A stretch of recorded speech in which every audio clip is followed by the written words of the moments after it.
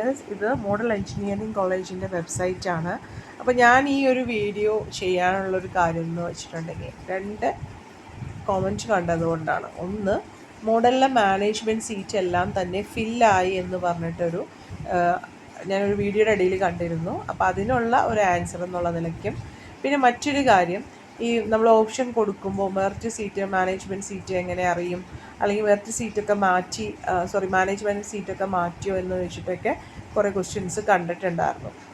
അപ്പോൾ അതാണ് നമ്മൾ ഈ ഒരു വീഡിയോ ചെയ്യാനുള്ളത്. അപ്പോൾ ഞാൻ എക്സാമ്പിളായിട്ട്, അതായത് നമുക്ക് ഗവൺമെൻറ് കോഴ്സ് ഷെയറിംഗ് വിഭാഗത്തിൽ വരുന്ന എഞ്ചിനീയറിംഗ് കോളേജുകളിൽ പെട്ട ഒന്നാണ് മോഡൽ എഞ്ചിനീയറിംഗ് കോളേജ്. ഇത് IHRDയുടെ അണ്ടറിൽ വരുന്ന കോളേജാണ്. 8 കോളേജുകളിൽ വരുന്നതിൽ ഒന്നാണ്. അതുപോലെ തന്നെ നമുക്ക് കോഓപ്പറേറ്റീവ് സൊസൈറ്റിയുടെ അണ്ടറിൽ, നമ്മളതിന് കേപ്പിൻ്റെ അണ്ടറിലെന്ന് പറയും, ഇതുപോലെ കോഴ്സ് ഷെയറിംഗ് എഞ്ചിനീയറിംഗ് കോളേജുകൾ വരുന്നുണ്ട്. KSRTCയുടെ അണ്ടറിൽ വരുന്നതാണ് SCT, Shri ശിശിര Thirunal college of engineering. LBSൻ്റെ അണ്ടറിൽ 2 കോളേജുകൾ വരുന്നുണ്ട്, പൂജപ്പുരയും അതുപോലെ തന്നെ കാസർഗോഡും.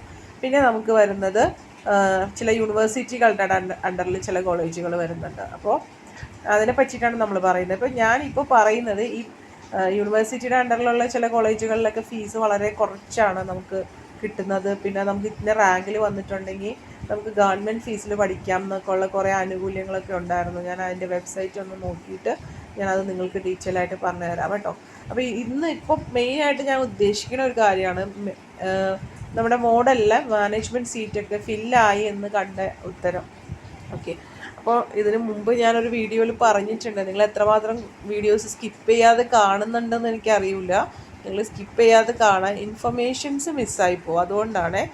അപ്പോൾ നമുക്ക് ഈ പറയുന്ന ഗവൺമെൻറ് കോഴ്സ് ഷെയറിംഗ് വിഭാഗത്തിൽ വരുന്ന എഞ്ചിനീയറിംഗ് കോളേജുകളിൽ അതായത് കൂടുതലായിട്ടും IHRDയുടെയും കേപ്പിൻ്റെയും KSRTCയുടെയും LBSൻ്റെയൊക്കെ അണ്ടറിൽ വരുന്ന കോളേജുകളിൽ നമുക്ക് 3 ടൈപ്പ് സീറ്റ് ഉണ്ട്. നമ്മൾ മെറിറ്റ് സീറ്റ്, അതിനെ ഇപ്പോൾ നമ്മൾ മെറിറ്റ് റെഗുലേറ്റഡ് ഫീസ് എന്ന് പറയും. പിന്നെ മാനേജ്മെൻറ്റ് സീറ്റിന് ഇപ്പോൾ നമ്മൾ ഫുൾ ഫീസ് എന്നും പറയും.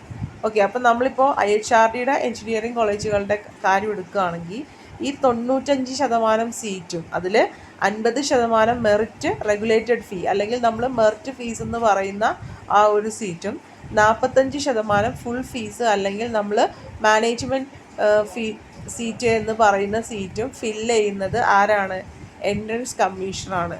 നമ്മൾ കീം റാങ്ക് ലിസ്റ്റിൽ വന്നിട്ട് ഓപ്ഷൻ രജിസ്ട്രേഷൻ ചെയ്യുമ്പോഴാണ് നമ്മൾക്ക് ഈ കോളേജുകളിലേക്ക് മാനേജ്മെൻറ്റ് സീറ്റ് അല്ലെങ്കിൽ ഫുൾ ഫീസ് എന്ന് പറയുന്ന സീറ്റിലേക്കും മെറിറ്റ് സീറ്റ് അല്ലെങ്കിൽ മെറിറ്റ് റെഗുലേറ്റഡ് ഫീസ് എന്ന് പറയുന്ന ഇതിലേക്ക് അഡ്മിഷൻ എടുക്കാൻ പറ്റുള്ളൂ. അപ്പോൾ ഈ നേരത്തെ കണ്ട ആ ഒരു കമൻറ്റ് തെറ്റാണ്. നമ്മുടെ മോഡലിൽ നിന്നും മാനേജ്മെൻറ്റ് സീറ്റ് ഫില്ലായിട്ടില്ല.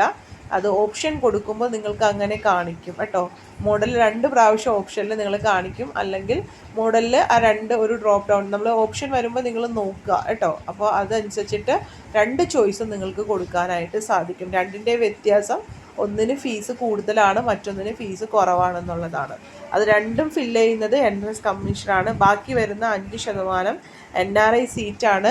അതത് കോളേജുകളിലൂടെ കൊടുത്തേക്കുന്നുണ്ട്. For NRI admission separate application are invited by Model Engineering College and rank list is prepared on the basis of +2 examination and students are admitted from the rank list. അപ്പോൾ NRIയുടെ അഡ്മിഷനാണ് അതത് കോളേജുകളുടെ. ഇപ്പോൾ മോഡലാണെങ്കിൽ മോഡലിൻ്റെ, മറ്റു കോളേജുകളാണെങ്കിൽ ആ കോളേജിൻ്റെ പ്രിൻസിപ്പൽമാരാണ് നടത്തുന്നത്. അവർ നമ്മുടെ +2ൻ്റെ മാർക്കിൻ്റെ ബേസിൽ റാങ്ക് ലിസ്റ്റ് തയ്യാറാക്കിയിട്ടാണ് നടത്തുന്നത്. ഇനി നമുക്കിവിടെ ഇതിലിപ്പോൾ അവർ വെബ്സൈറ്റിൽ നിങ്ങൾക്ക് നോക്കിയാൽ ലാസ്റ്റ് റാങ്ക് കൊടുത്തിട്ടുണ്ട്. CS-ൻ്റെ 1740 എന്ന് കൊടുത്തിട്ടുണ്ട്. ചിലപ്പോൾ സ്പോട്ടിൽ ഇത് കഴിഞ്ഞിട്ടും റാങ്കുകൾ ചിലപ്പോൾ വന്നിട്ടുണ്ടാവാം. ECക്കും അങ്ങനെ കുറച്ച് റാങ്ക് കൊടുത്തിട്ടുണ്ട്. ഞാൻ വേറൊരു കാര്യം പറയാനാണ് ഈ ഒരു വീഡിയോ എടുത്തത്. അതായത് ഇവിടെ കണ്ടോ, ഇപ്പോൾ IHRDയുടെ കോളേജുകളിൽ കുറച്ച് നാളുകൾ വരെയും അല്ലെങ്കിൽ കഴിഞ്ഞതിന് മുമ്പത്തെ കൊല്ലങ്ങളൊക്കെ വരെയൊക്കെ എല്ലാ IHRDയുടെ കോളേജിലും ഒരു ഫീസായിരുന്നു. എല്ലാ കോഴ്സിനും ഒരു ഫീസായിരുന്നു. അതായത് മെറിറ്റ് സീറ്റാണെങ്കിൽ അതിലെല്ലാ കോഴ്സിനും എല്ലാ കോളേജിലും ഒരു ഫീസായിരുന്നു.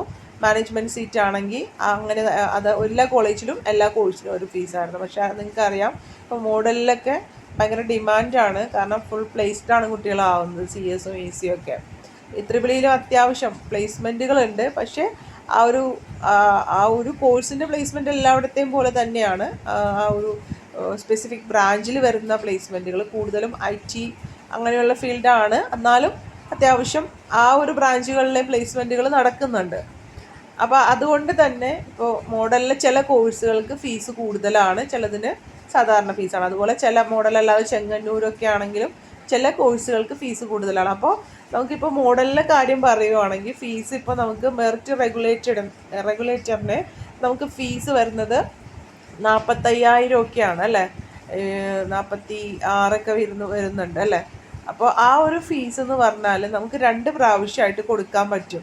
കണ്ടോ, മെറിറ്റ് റെഗുലേറ്റഡ് ഫീസ് എന്ന് പറയുന്ന ആ ഒരു ഫീസ് ഉണ്ടല്ലോ, അത് നിങ്ങൾക്ക് 2 പ്രാവശ്യമായിട്ട് കൊടുക്കാം.